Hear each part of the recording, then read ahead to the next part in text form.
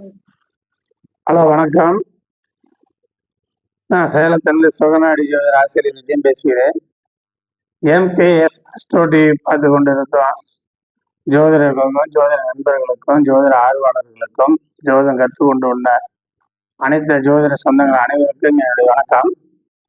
நம்ம எப்பவுமே வாரத்தில் ஒரு வீடியோ 2 வீடியோ கூட போடுவோம்.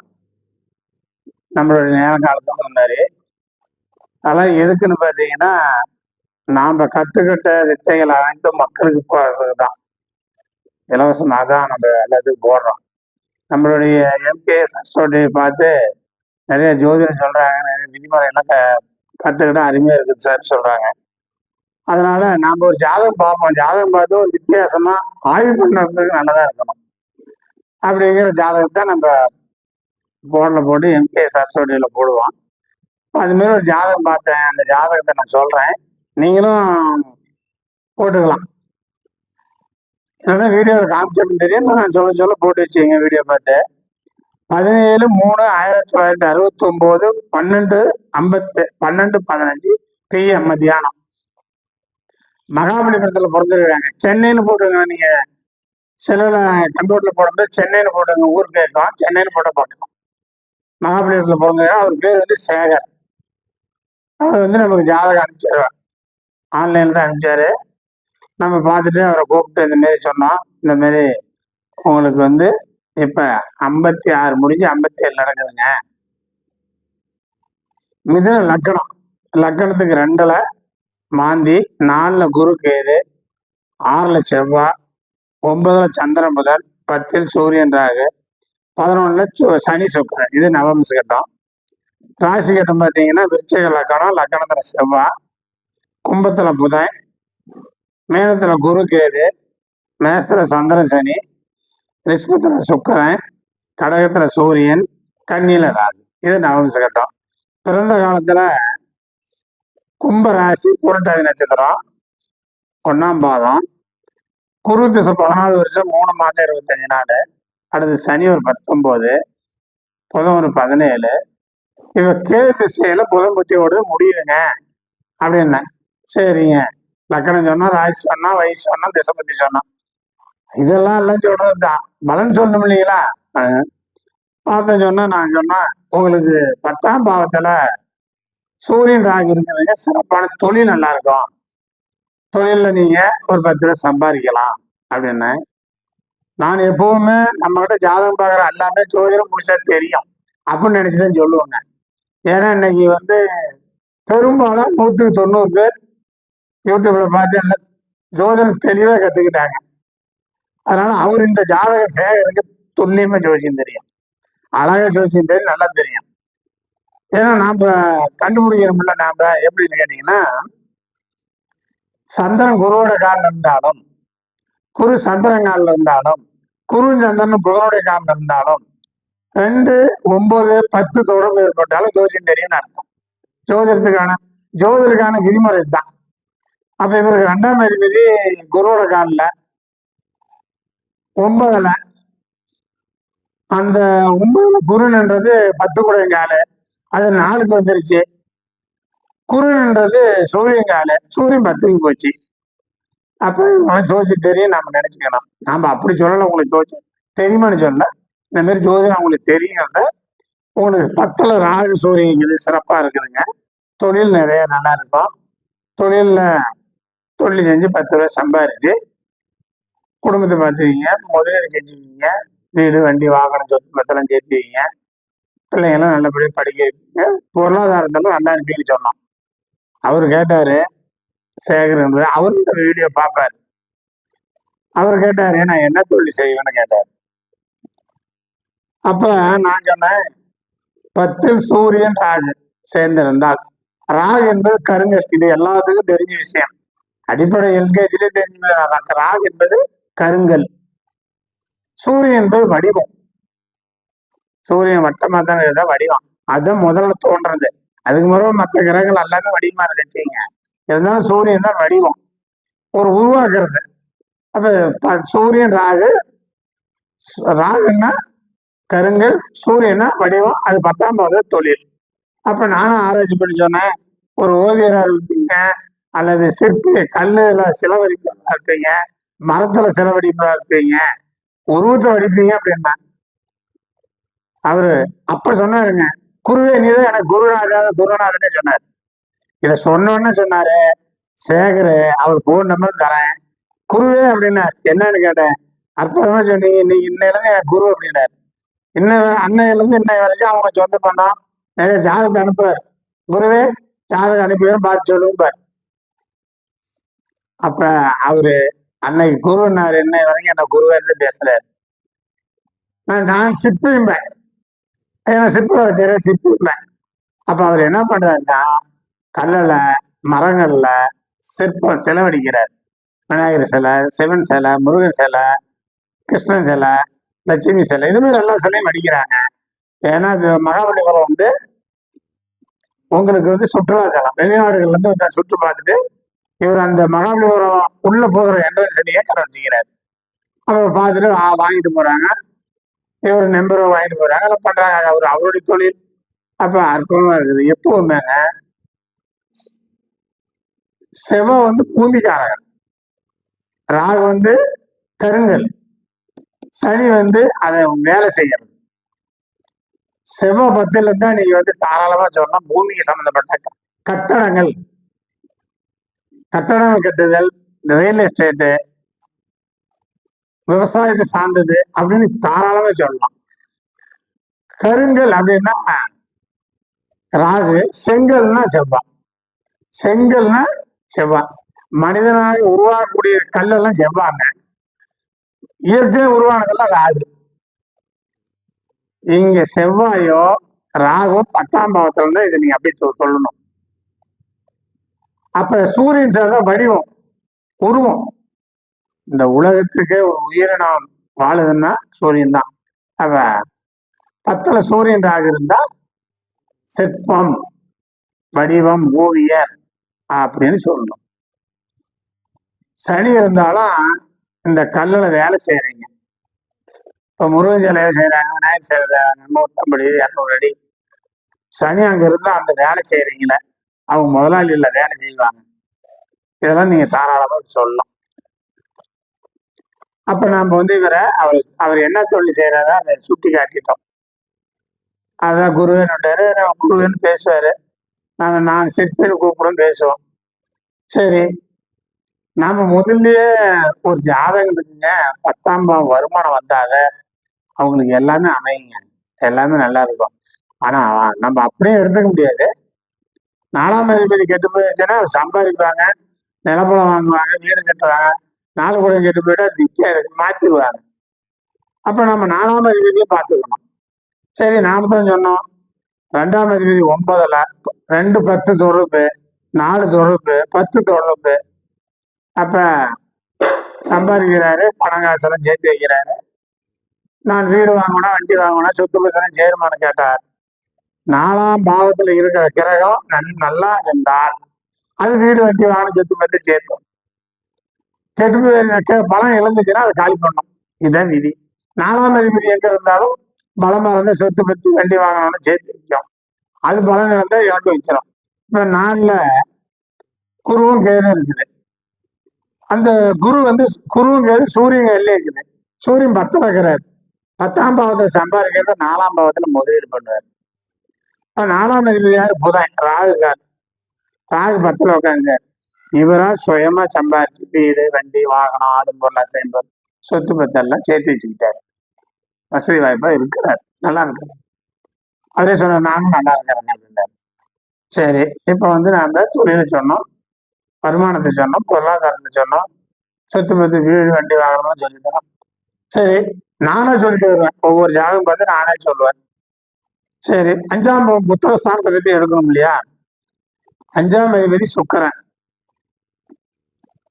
நம்ம எடுத்துக்கணும். 5ஆம் அதிபதி சுக்கிரன், கேது, புதன், சனியோட நட்சத்திரத்துல இருந்தா அது பெண் குழந்தை தான் பிறக்கும், ஆண் குழந்தை பிறக்காது.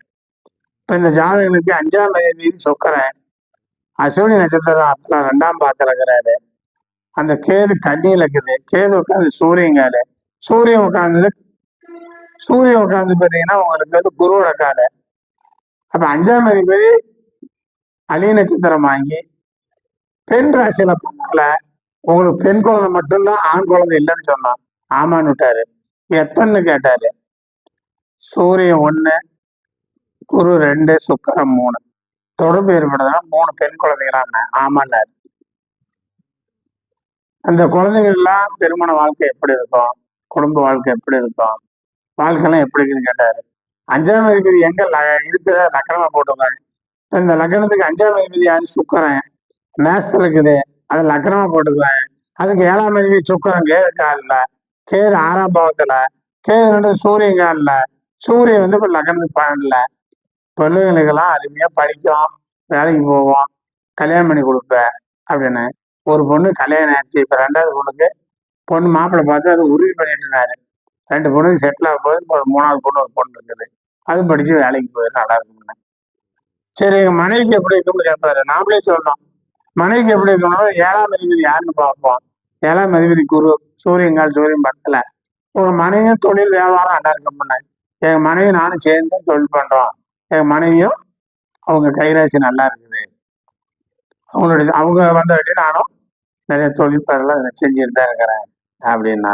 சரி மனைவிக்கு நல்லா இருக்குது, பிள்ளைங்க நல்லா இருக்குது, ஜாதகம் நல்லா இருக்குது. எங்க அப்பனுக்கு எப்படி இருக்கும், எங்க அம்மாவுக்கு எப்படி இருக்குன்னு கேட்டாரு. நாம எப்பவுமே சூரியன் தான் அப்பா, 10ஆம் பாவத்துல இருக்கக்கூடாது, ராகோட சேர்ந்தா இருக்கக்கூடாது. அப்பாலாம் இல்லை, பவர் இல்லைங்க, அப்பாலாம் இருக்கிறது இல்லைங்க, அப்பா இல்லைன்னுட்டாரு. அதனால நாம ஒவ்வொரு காரகமா அவர் என்னென்ன கேட்கிறாரோ அதுல பார்ப்போம். ஒரு கிரகம் ஏதோ ஒரு கிரகக்காரன் சொல்றாருன்னு வச்சுக்கீங்க.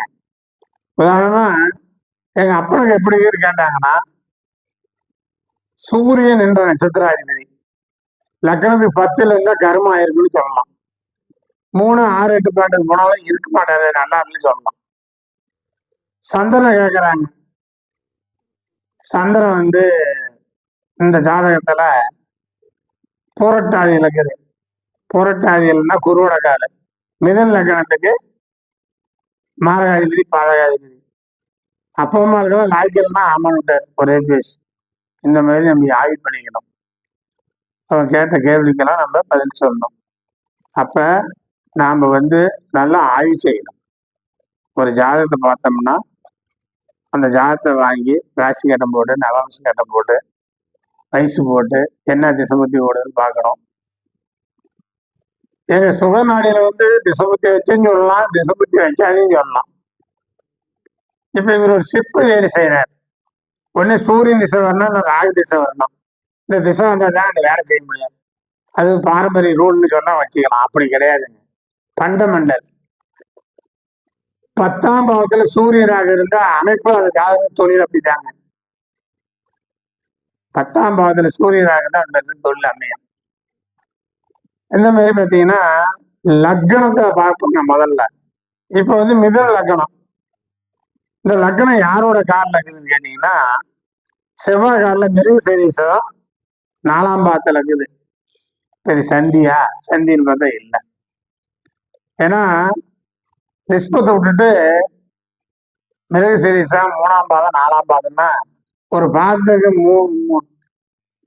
3 பாகை 20 கலை. இப்ப 6ஆம் கட்டு பாத்து இருக்குதுன்னா 2, 3, 6 6 பாகை 20 40 கலையில இருக்குது. இப்ப சந்தி இல்லை, லக்ன சந்தி இல்லைன்னு அர்த்தம். சரி, ராசி பார்த்தீங்கன்னா புரட்டாதி 1ஆம் பாதம், அது சந்தியில் இல்லை. லக்னாதிபதி புதன் பார்த்தீங்கன்னா சதய 3ஆம் பாதம், அது சந்தியில் இல்லை. இவங்க நின்ற நட்சத்திரம் சந்தியில் இல்லை.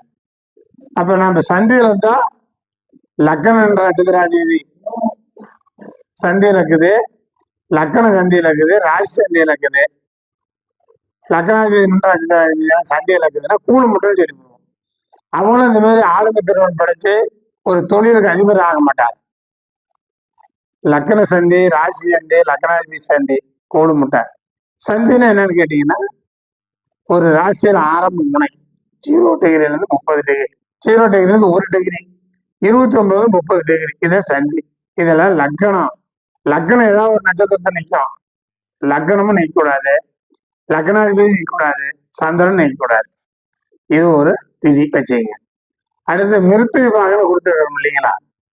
இப்ப மிருத்தி பாகனை எது எதுன்னு பாத்தீங்கன்னா, உங்களுக்கு பரணி 2ஆம் பாதம் மிருத்தி பாக, பரணி 4ஆம் பாதம் மிருத்தி பாக. இந்த மிருத்தி பாகனை என்ன அப்படின்னு நிறைய பேர் கேட்கிறாங்க. இப்ப பரணி 2ஆம் பாதத்துல ஒரு கிரகம் இருக்குதா, சூரியனே வச்சுக்கலாமே. இப்ப பரணி 2ஆம் பாதத்துல இருக்குதுன்னா அது அம்சத்துல எங்க இருக்கும்னா கன்னி இலக்கம்.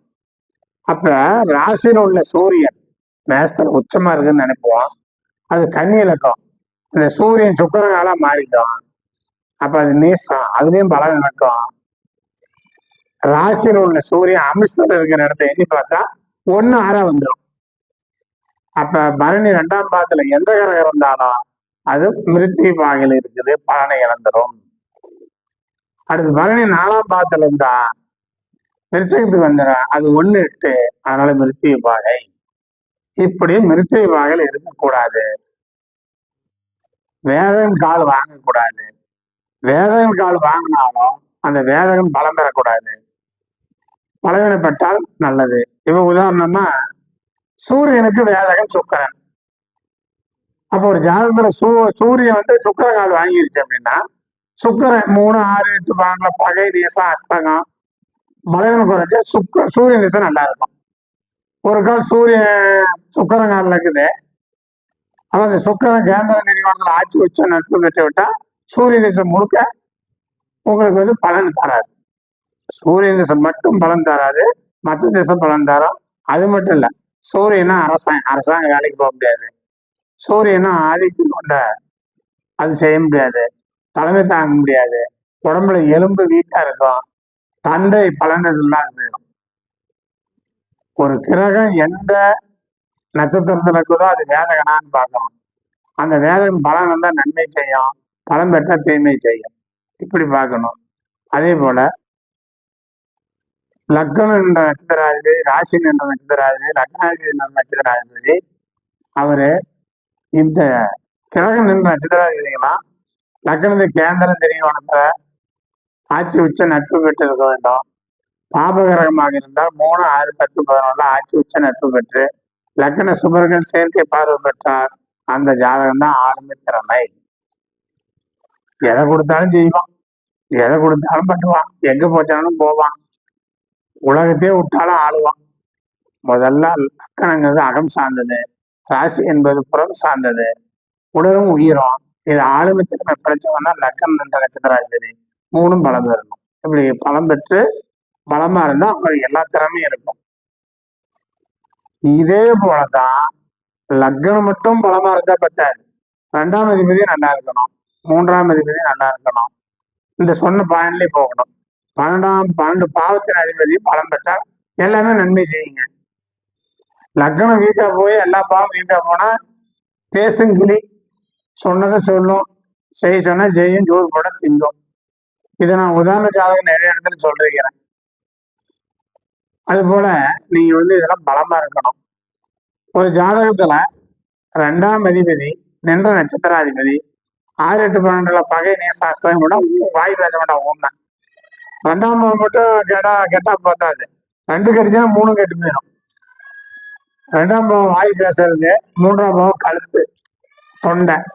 இப்ப 2, 3ம் பல கெட்டு போயிடுச்சுன்னா பலம் இழந்து போயிடும். அப்ப நீங்க அதெல்லாம் பார்த்துக்கணும். இந்த மாதிரி ஒவ்வொரு பாவத்தையும் ஆராய்ச்சி பண்ணி பார்க்கணும்.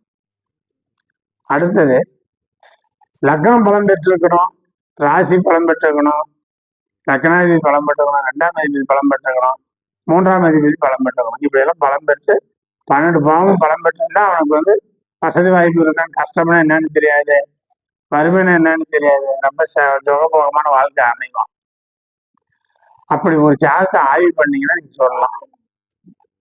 அதே 10ஆம் பாவத்துல உச்சம் பெறக்கூடிய கிரகம், இப்ப இது மிதுன லக்னம், 10ஆம் பாவத்துல உச்சம் பெறக்கூடிய கிரகம் சுக்கரன்.